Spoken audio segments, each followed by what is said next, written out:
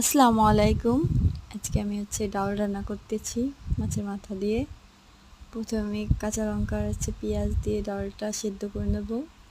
ডালে পর্যাপ্ত পানি দিয়ে নেব যাতে পরবর্তীতে পানিটা দেওয়া আর না লাগে। ডালটা ফুটে উঠেছে, প্রায় 50% সিদ্ধ হয়েছে। 100% সিদ্ধ হওয়ার পর আমি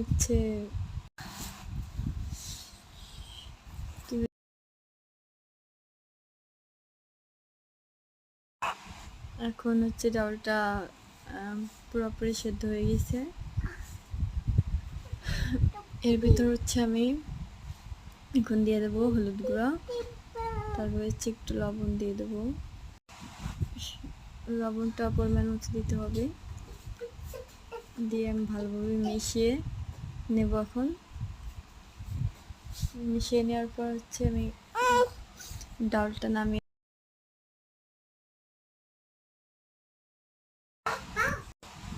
এখন আমি কড়াইতে তেল দিয়ে দেবো।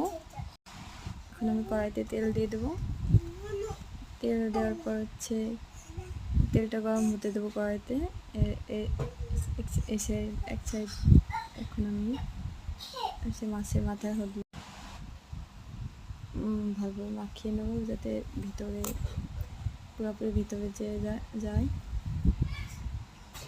মাছের মাথাটা মাখানো হলে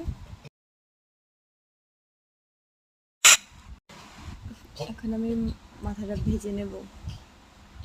ভালোভাবে ভাজতে হবে মাথাটা, তা নাহলে গন্ধ করবে একটা।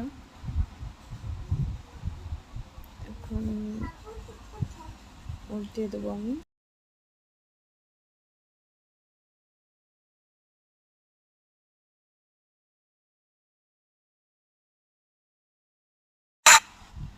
ভেঙে চুরে মাছটা ভাজা ভাজা করে নিতে হবে, মাছের মাথাটা। এখন মশলা দিয়ে দেবো। এর ভিতর আদা, রসুন, জিরা, কাঁচামরিচ বাটা আছে। এর ভিতর মশলাটা ভালোভাবে কষিয়ে নেবো। এর ভিতর দারচিনি দিয়ে দিচ্ছি। তেল না ওঠা পর্যন্ত তেল ওঠা পর্যন্ত আমি ঢাকা দিয়ে রাখবো। তেল উঠে যাচ্ছে, মশলা থেকে তেল ছেড়ে দিয়েছে। ছেড়ে দেওয়ার পর এখন আমি গুঁড়া মশলা দিয়ে দিচ্ছি। মরিচ গুঁড়া, এখানে ধনিয়া গুঁড়ো আছে, জিরা গুঁড়ো আছে। তারপর মাথাটা দিয়ে আমি ডালটা ঢেলে দেবো। ডালটা হলে গরম মশলা দিয়ে ডালটা নাড়াচাড়া করে নেবো। তো রেডি। ভর্তা করেছিলাম সাথে।